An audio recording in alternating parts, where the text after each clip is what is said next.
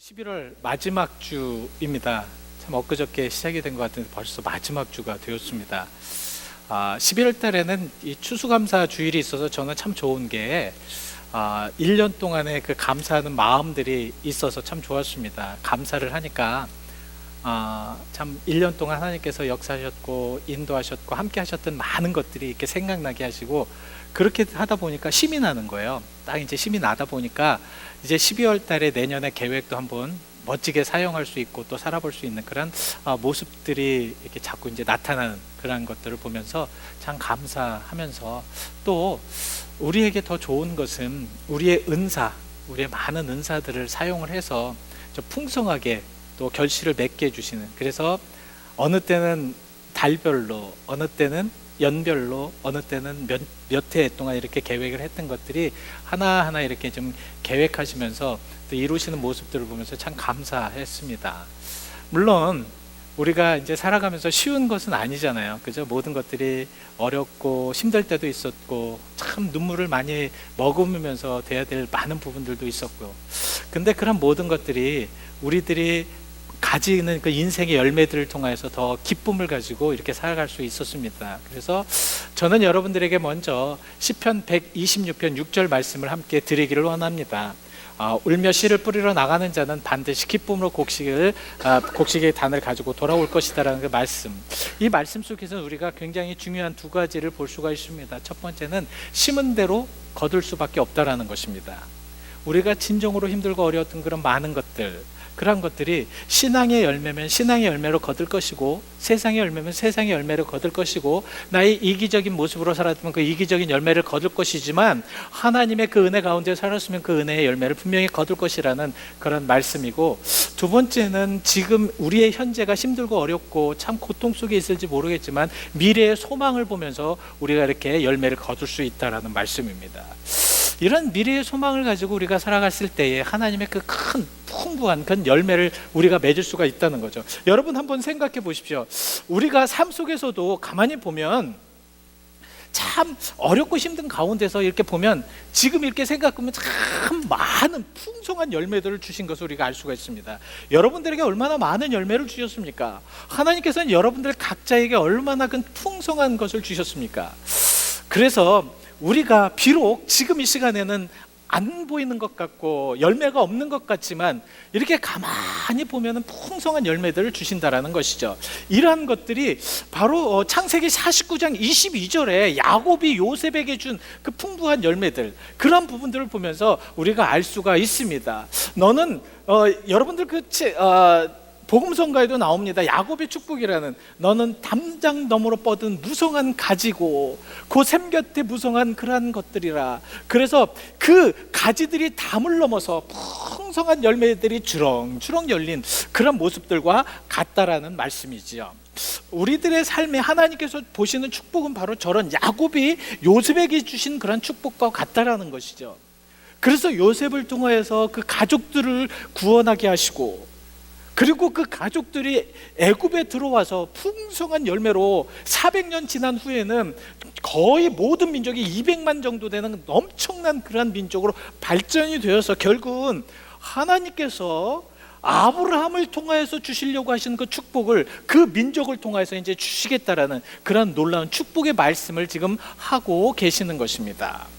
그래서 오늘 우리는 본문, 오늘 이제 말씀을 통하여서 우리는 어떻게 그러면 그러한 열매, 풍성한 열매를 맺을 수 있는 것인가, 그리고 우리가 그 풍성한 열매를 맺었을 때 조심해야 될 것은 무엇인가를 오늘 방문 말씀을 통해서 예수님께서 주신 말씀을 통하여서 우리가 한번 알아보려고 합니다. 왜 이렇게 우리가 이 복음을 통하여서, 이 메시지를 통하여서, 본문을 통하여서 그런 말씀을 알아보아야 되는가?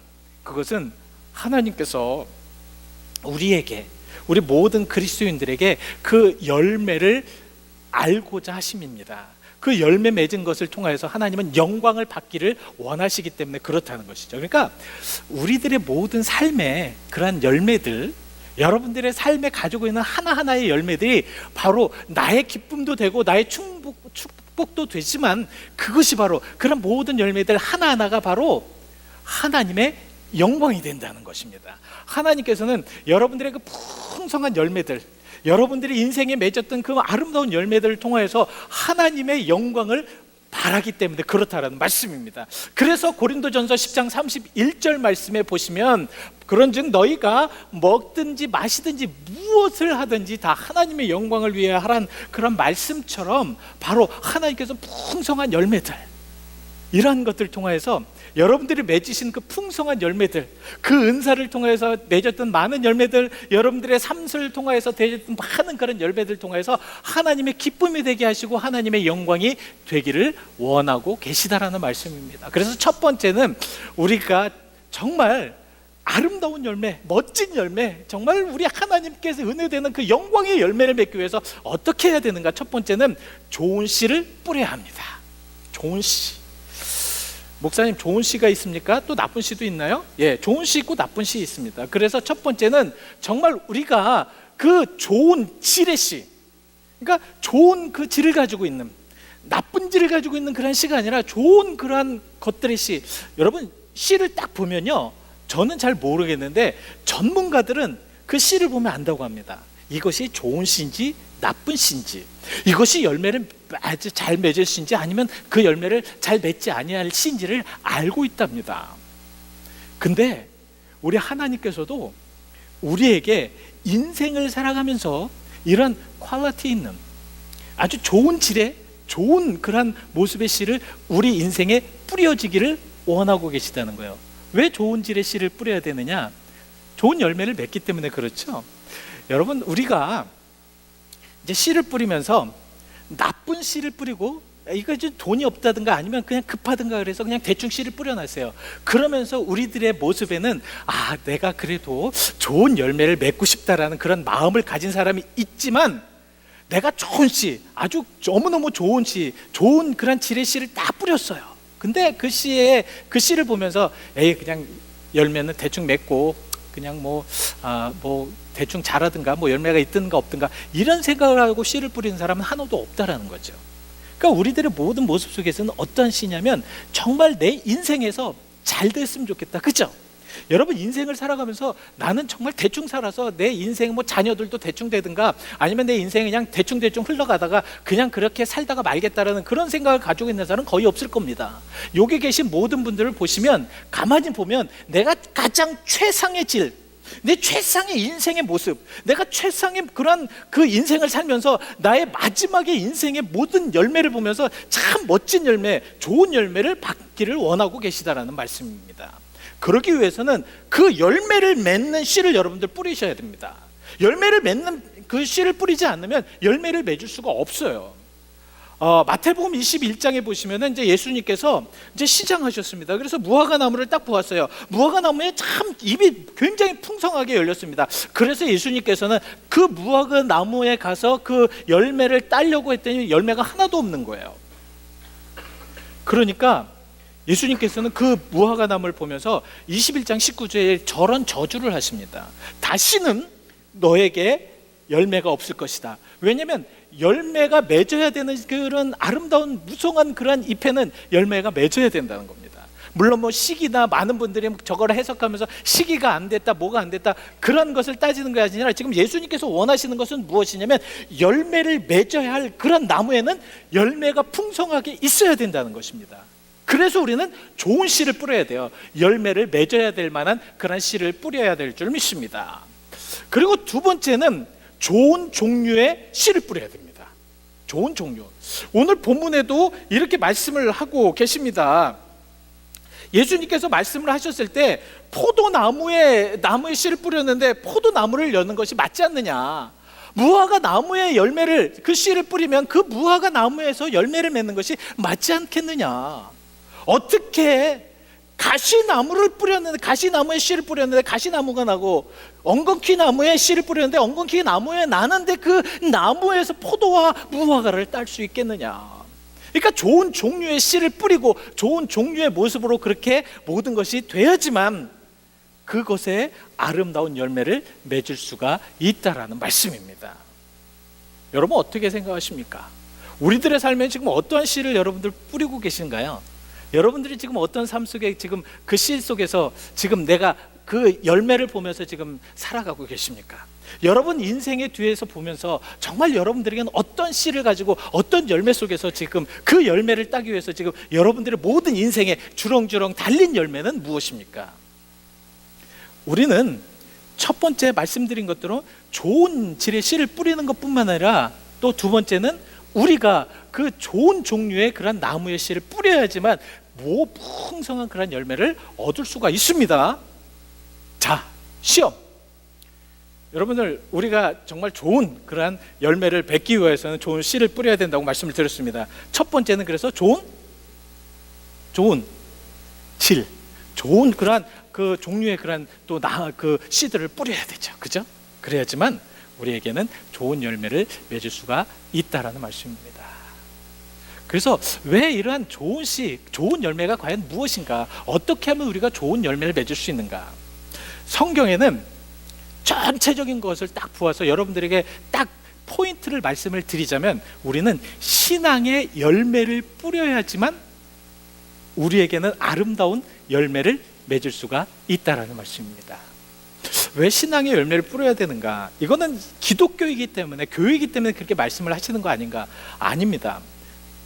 우리가 천지를 창조하신 하나님께서 우리가 심은 씨를 하나님께서 책임지고 기르신다면 그 말씀은 좀 달라지죠. 그죠? 그러니까 하나님께서 우리가 좋은 씨를 뿌렸을 때 그 좋은 씨가 아름다운 열매를 맺게 하는 것은 바로 하나님이시라고 한다면 우리가 생각을 좀 달리해야 될 필요성이 있다는 것이죠. 여러분들 해마다 아니면 여러분들의 모든 그 인생마다 뿌려진 그 씨가 아름다운 열매를 맺기를 원하신다면 여러분들이 신앙 안에서 씨를 뿌려보시라는 말씀입니다. 왜냐하면 그 모든 것은 하나님께서 기르시기 때문에 한다고 고린도전서 3장 7절에는 말씀을 하고 있습니다. 오직 자라게 하시느니, 우리가 씨를 뿌렸지만 그 씨가 정말 잘 자라게 하시는 이는 누구시냐면 하나님이시기 때문에 우리가 그 하나님 앞에 그 풍성한 그런 열매를 맺기 위해서 그렇게 잘 살아가야 된다라는 말씀입니다. 그래서 신앙 안에서 우리가 씨를 뿌려야 돼요. 그래서 여러분들이 신앙 안에서 봉사를 하시고 신앙 안에서 정말 행하시는 모든 것들, 헌금을 하시는 것, 기도하시는 것, 모든 것이 다 통틀어져서 하나님께서 그러한 모습들을 보면서 아름답게 키우셔서 아름다운 열매를 맺게 하신다라는 말씀입니다. 여러분, 그러니까 우리가 참 좋은 씨를 뿌려야 되겠죠. 그러한 좋은 씨를 뿌리면 어떠한 열매들이 나타나는가? 그러면 목사님, 우리가 사는 삶 속에서도 그런 열매를 맛볼 수 없습니까? 맛볼 수 있습니다. 우리 정말 좋은 씨를 뿌려서 좋은 열매를 딱 나올 때 그 열매를 맛볼 수가 있다는 것입니다. 물론 성경에는 굉장히 많은 열매들이 나와요. 그 중에서 가장 대표적인 열매가 바로 성령의 열매, 갈라디아서 5장 22절부터 23절까지 말씀하시는 성령의 열매입니다.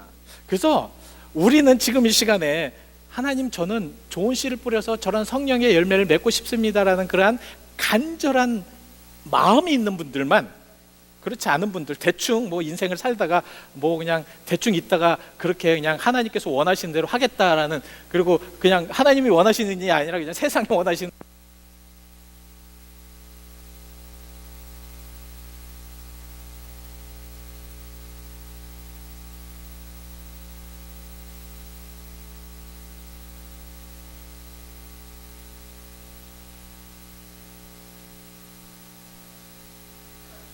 성령의 그런 열매를 갖기를 원하시는 분들은 한번 저거를 크게 한번 같이 읽어 보시죠. 시작.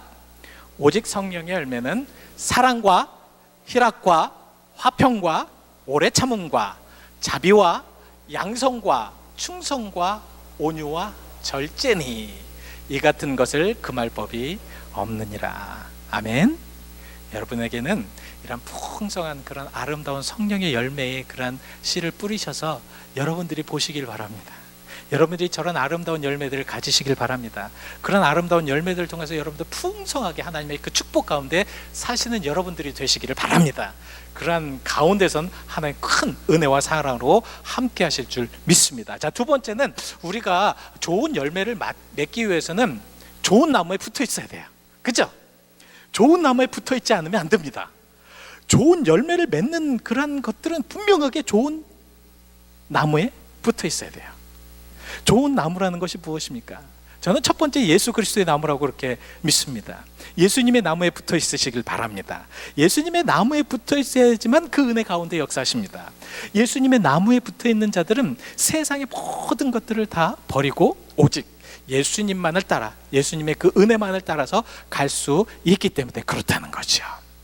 그래서 우리는 예수님이 계시는 예수님의 은혜, 그래서 우리가 정말 이 가지가 예수님의 나무에 딱 붙어 있어야지, 세상에 곧 딱 붙어 있으면 예수님의 것들, 신앙적인 것들, 은혜의 것들은 우리가 바랄 수가 없지 않습니까? 그렇기 때문에 우리는 항상 예수 그리스도의 나무에 딱 붙어 있어야 됩니다. 그래서 여러분들, 제가 이 시간에 여러분들과 함께 한번 좀 따라해 보기로 원합니다. 나는, 크게 나는 예수님의 껌딱지다. 무슨 말했는지 모르세요? 껌딱지가 뭐예요? 껌딱지.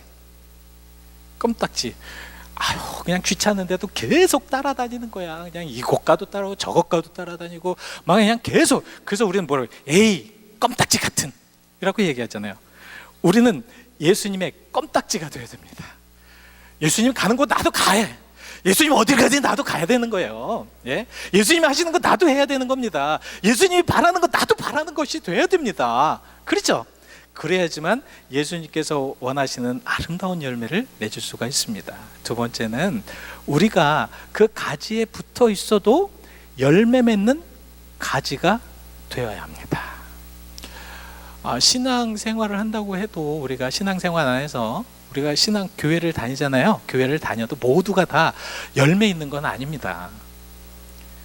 그렇지만 분명한 것은 신앙 안에서 하나님이 원하시는 것도, 하나님이 원하시는 그런 삶 안에는 신앙의 열매가 있어야 합니다.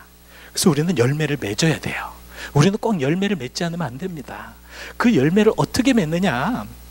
그 단서가 바로 요한복음 15장 5절의 말씀을 하고 있습니다. 뭐냐면, 자, 나는 포도나무고 너희는 가지다.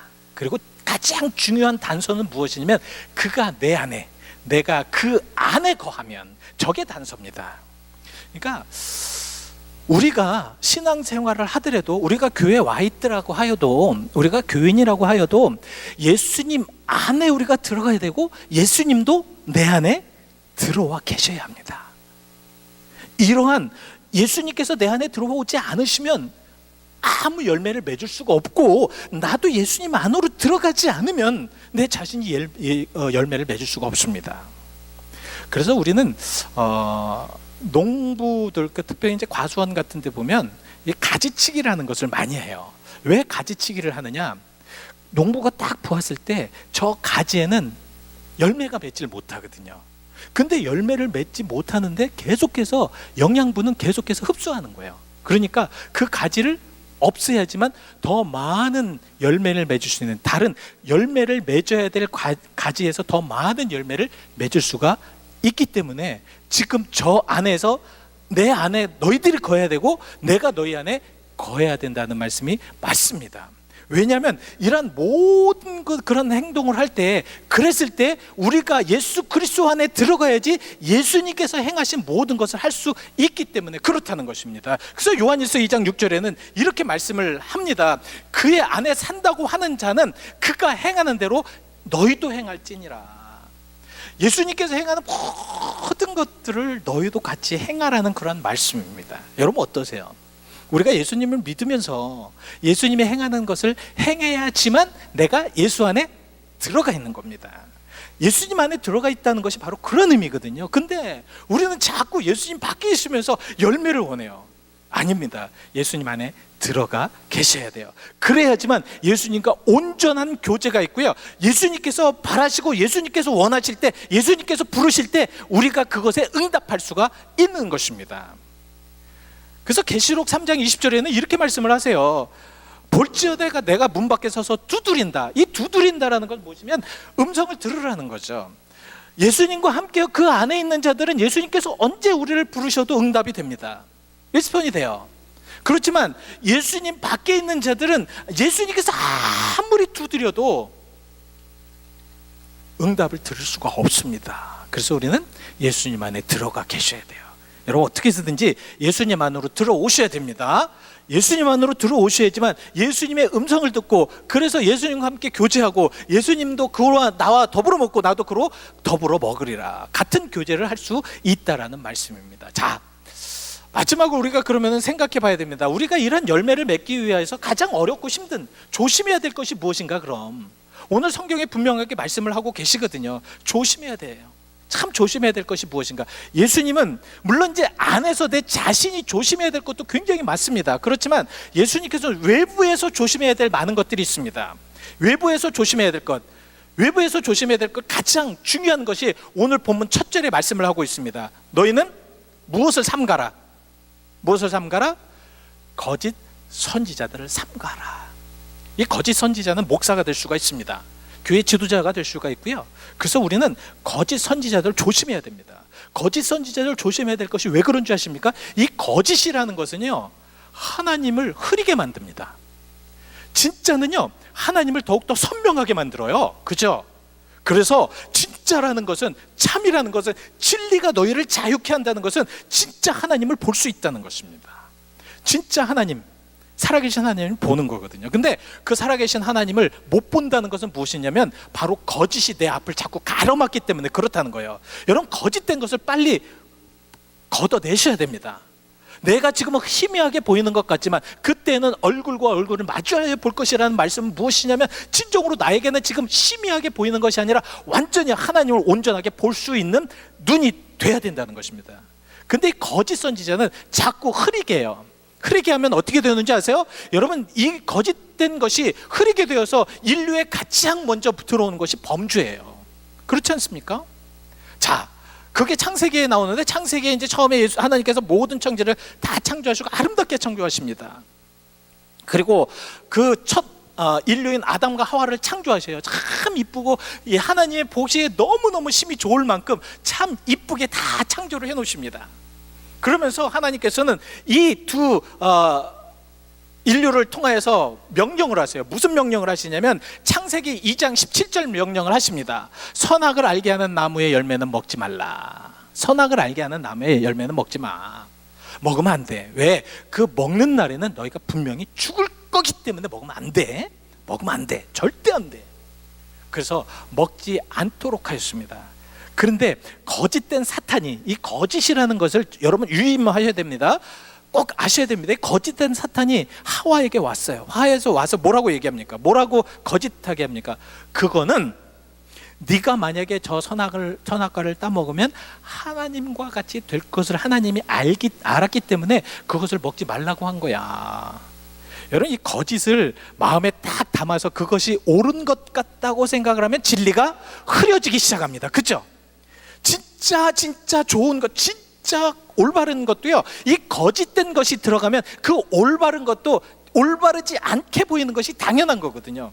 그러니까 하와가 그 말을 듣고 마음이 흔들리기 시작해요. 흔들리기 시작하니까 창세기 3장 6절과 같은 마음이 그렇게 됩니다. 그 흔들리는 마음의 그 나무를 보니까 어떻게 돼요? 정말 목숨이 달려서 그 실과를 먹으면 죽을 건데 그것이 거짓에 딱 휩싸이니까 먹음직하게 보이기도 하고 보암직하게 되기도 하고 지혜로울 만큼 탐스럽게 되는 것입니다. 그렇게 되다 보니까 뭐예요? 그것을 따먹잖아요. 이것이 범죄입니다. 이 거짓된 것이, 잘못된 것이 바로 저런 거예요. 하나님의 것들, 하나님의 진리의 것들을 자꾸 흐리게 만듭니다. 그것이 아닌 것처럼 만든다는 거예요. 이러한 것이 문제라는 것입니다. 여러분, 그래서 우리 조심하셔야 돼요. 거짓 선지자들 조심하셔야 됩니다. 정말 거짓 선지자들에게 여러분들이 게임을 하면 그것은, 그래서 이단들을 조심하셔야 되고요.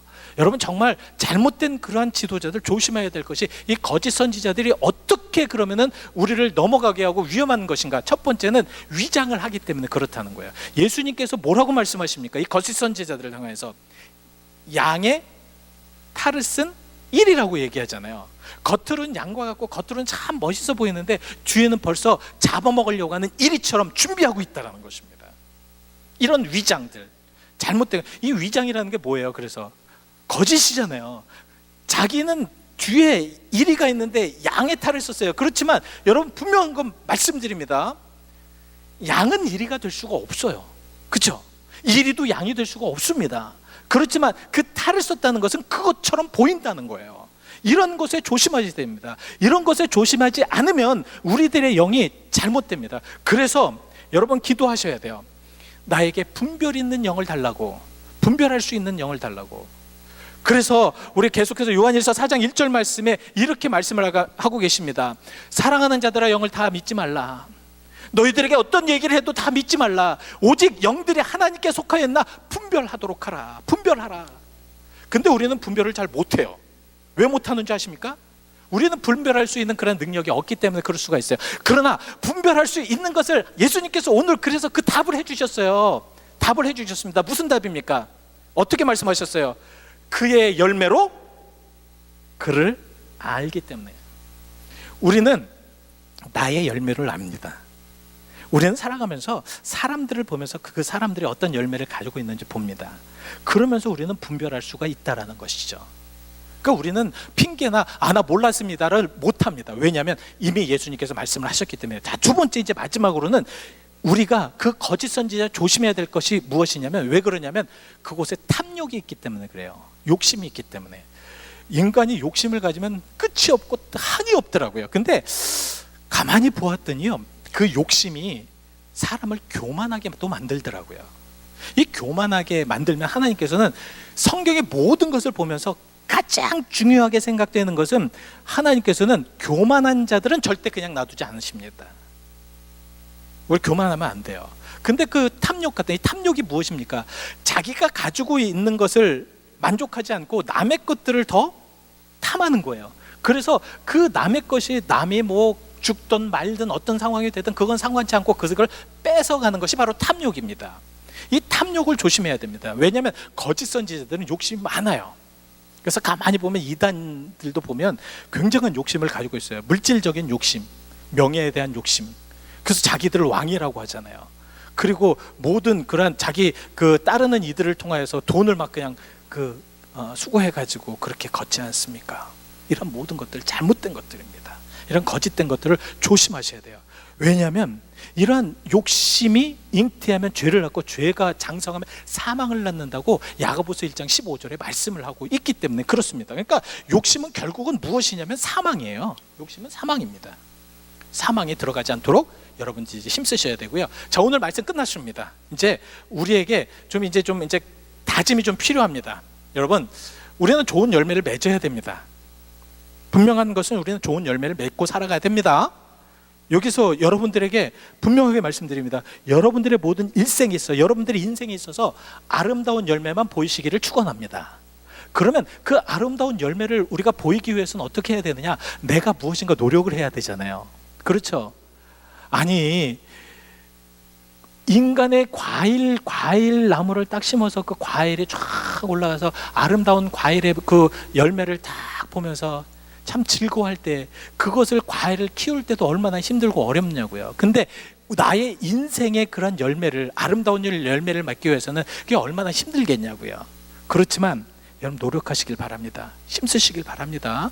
그리고 끝까지 참고 이기고 나가시는 여러분들이 되시기를 축원드립니다. 그랬을 때 하나님께서는 여러분들에게 아름다운 열매, 멋진 열매, 귀한 열매를 주실 줄 믿습니다. 기도하시겠습니다. 하나님,